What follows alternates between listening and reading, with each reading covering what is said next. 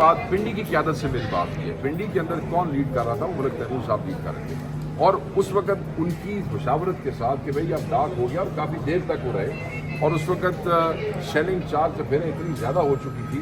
हमारा मकसद वहाँ पहुँचना था। लोग लियाकत बाग तैमूर मलिक की क़यादत में पहुँच गए थे। रिकॉर्ड हो गया हमारा एहतजाज। और सर वो जो विजुअल्स हैं रबर बुलेट्स के, शेलिंग के, प्रेग्नेंट ख़वातीन जो हैं उनके ऊपर शेलिंग की जाती रही, बुजुर्गों के ऊपर 83 साल माँ हमारी को उठा के ले गए।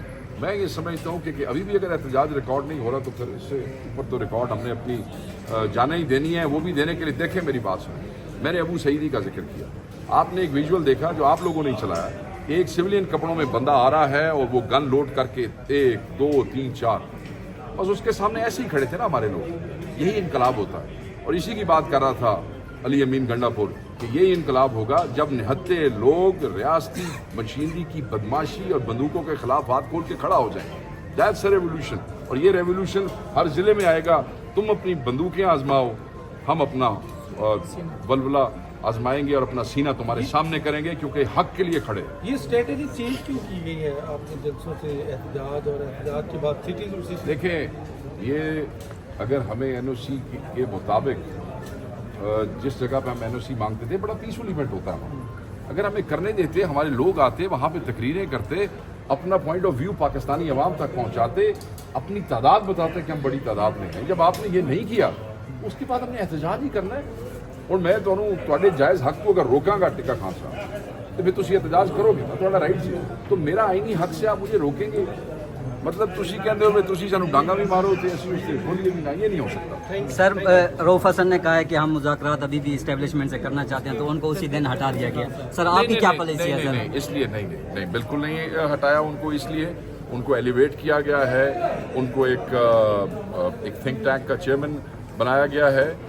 4 हफ्तों से मुलाकातें बंद की हुई हैं इस फस्ताई हुकूमत ने। वो मुलाकातें जो हमें कोर्ट ने ऑर्डर की थी, 6 मुलाकातें जो मैं रात को होती थी, पिछले 4 हफ्ते से वो नहीं हो रही हैं। मुज़ाकरात की वजह से क्या पॉलिसी? तो मैं वो आपको बता रहा हूँ, तो उस वजह से उनका वो बयान आया। मुज़ाकरात मैंने आपको बता दिया मैंडेट चोरों से।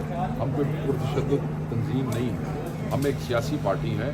हमारे निहत्ते पुरअमन वर्कर्स हैं, वो आएंगे। आप अपनी ताकत दिखाएं, हम आपको अपना दर्द, और हम आएंगे, पहुंचेंगे। आप क्या कर सकते हैं? आप शेलिंग करेंगे, करके देख लीजिए। आप रबर बुलेट्स मार सकते हैं, करके देख लिया। आपने केपीके के भाइयों पे गोलियां बरसाई, आपने वो भी करके देख लिया। आप उनका हौसला और सब्र देखें। तो मैं ये समझता हूँ कि स्ट्रैटेजी सिर्फ ये है, कायद का हुक्म है, फैसला हो गया है, हम वहाँ आके अपना पुरअमन एहतजाज करेंगे, वो हमारा हक है। बदतरीन वायलेशन जो है वो आइन की जा रही है एक सिस्टमेटिक तरीके से, जहाँ ना इजहार की आज़ादी है, ना मूवमेंट की आज़ादी है, बात करने पे भी पाबंदी लगाई जाती है, एहतजाज करने पे भी पाबंदी लगाई जाती है। जहाँ पे एनओसीज दिए जाते हैं उसके बाद रस्तों में रुकावटें पैदा की जाती हैं, लोगों को गिरफ्तार किया जाता है, लोगों को उनके घरों से उठाया जाता है और रोज़ की बुनियाद पे आइन की धज्जियाँ जो है वो बिखेरी जाती हैं। बार बार 9 मई का जिक्र किया जाता है। हम बारहा कह रहे हैं और बार बार कह रहे हैं कि जुडिशल कमीशन बनाया जाए, सीसीटीवी फुटेज निकाली जाए और ये जो 9 मई वाला मामला है इसको इसके मंतकी अंजाम तक पहुंचाया जाए। ना अभी तक किसी जुडिशल कमीशन के ऊपर कोई मूवमेंट है हुकूमत और रियासत की तरफ से, ना कोई सीसीटीवी फुटेज के ऊपर बात हो रही है। हमारी एप्लीकेशनें जो है वो अदालतों में भी मौजूद हैं इसी हवाले से, जुडिशल कमीशन और सीसीटीवी फुटेज के हवाले से। और हमेशा जब भी कोई एहतजाज होता है इसी 9 मई का रेफरेंस बनाया जाता है। तो इतनी इनको 9 मई बार बार याद आता है। हम बार बार कहते हैं कि रौला मुकाओ। एक 80+ वंगर बुजुर्ग खातून जो हमारी माओ के बराबर है, उनको दहशतगर्दी में जो है वो उठाया गया। एक तरफ कहा जाता है कि खातून वज़ीर आला हैं जो कि बहुत सेंसिटिव हैं, हर बात पे जो है वो सेंसिटिविटी जो है वो 2 ख़वातीन है, वो हमें तो जैसे ही कोई इशू होता है 2 ख़वातीन टीवी चैनल्स पे आ जाती है और हमें ख़वातीन का बड़ा एहतराम है और फिर वो सेंसिटिविटी जो है उसको एक्सप्लेन करते हैं। मगर जब किसी की 83 साला माँ उठा ली जाती है उस वक़्त किसी की सेंसिटिविटी जो है उसको कोई तकलीफ नहीं होती। एक 83 साला औरत, उसने रियासत का क्या नुकसान कर लेना था? उसने पुलिस की कौन सी गाड़ी उड़ा दी थी? उसने कितने बंदे अगवा कर लिए थे?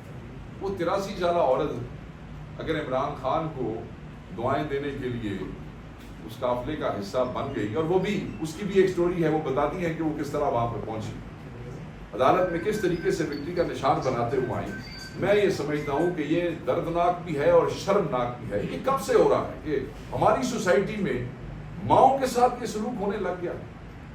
हम कहते रहे हैं कि माएँ बेटियां उठा रहे हैं, ब्लैकमेल करने के लिए उठा रहे हैं, आईनी तरमीम करने के लिए लोगों की फैमिली, उनकी माएँ और बेटियां उठाई गई।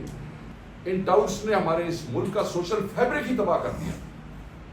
एक तरफ 83 साल बूढ़ी माँ को उठा लिया जाता है, दूसरी तरफ जो हमारी माएँ बहनें जेलों में हैं, जैसे बुशरा बीबी का मैं जिक्र करूंगा, उनके सर से चादर उतार के उनके बालों की तलाशी तक ली जाती है अदालत में पेश करने से पहले। पुरअमन एहतजाज होगा और बहुत बड़ा एहतजाज होगा। हमारे लोग यहाँ भी पिंडी में निहत्ते थे, यहाँ भी पुरअमन तरीके से रेजिस्ट करते रहे, और वहां भी निहत्ते लोग होंगे, पुरअमन लोग होंगे मियां वाली, फैसलाबाद में और मुल्तान में।